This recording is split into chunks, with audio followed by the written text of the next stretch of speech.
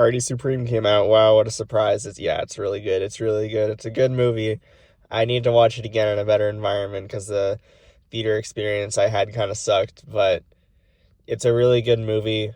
It might be Timothée Chalamet's best performance. I think it probably is. He's given off this kind of energy in his other performances, but he's able to take advantage of his character that he plays in this film and really chew the scenery in a way that he hasn't really been able to do in a main lead before, I don't really think. There's a lot going on in this film, obviously. It's a pretty long film, over 2 hours. And there's a lot of things I can compliment about the film easily, like cinematography, lighting, camera work, sound design. Obviously, that's pretty expected from a Safdie brothers film. I love the music in this film. The sound design is equally great. It's a very intense film.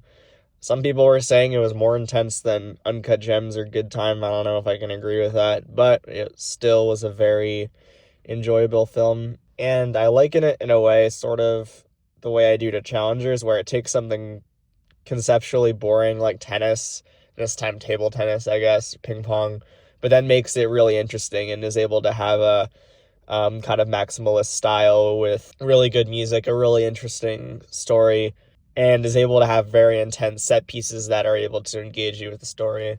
This film, I would say, is definitely more comedic than Uncut Gems and Good Time are. And I like that choice because it's able to have this sort of dark comedy in the film where even though there could be violence or the most stressful thing you've ever seen happening in the scene, there's still not only comic relief, but it also works within the tone of the film, given the character that Timothée Chalamet is portraying. I thought the set piece with the bathtub in the hotel was very funny, and also the bowling alley set piece. I thought those were very comedic scenes. Something that I want to bring up that's not really related to any technical aspects, but it's more so related to the morality and ethics of the characters. I'm not really sure if this debate early occurred with any of other Safdie brothers projects, but there kind of seems to be a weird one happening here where people are complaining that they can't latch on to any characters or that they weren't able to root for anyone because the characters were so unlikable. But there's kind of two things that make me disagree with that statement, and one is because while you're watching a Safdie brothers film, I feel like most people going into this film are going to watch it because of that, and I'm not really sure what you're expecting after you watched Uncut Gems and Good Time, but there's that. But then then the second thing comes where it's like, I don't know why we have to have like black and white portrayals of every single character that's ever lived. This film's loosely based on a real person, and wouldn't this film just be really boring if it didn't portray his life in this way? This film would probably be really boring if this film just portrayed him in a like goody two shoes way. He's able to be pretty unlikable throughout the film, but still be endearing, and you still kind of root for him in the end. And that goes for a lot of the other side characters too. There's a lot of lying and manipulation in the film. However, it doesn't really feel like it's like mean-spirited in any way. It just kind of feels like you're watching a story about real people. But with that discussion talked about, I also really love the ending of this film.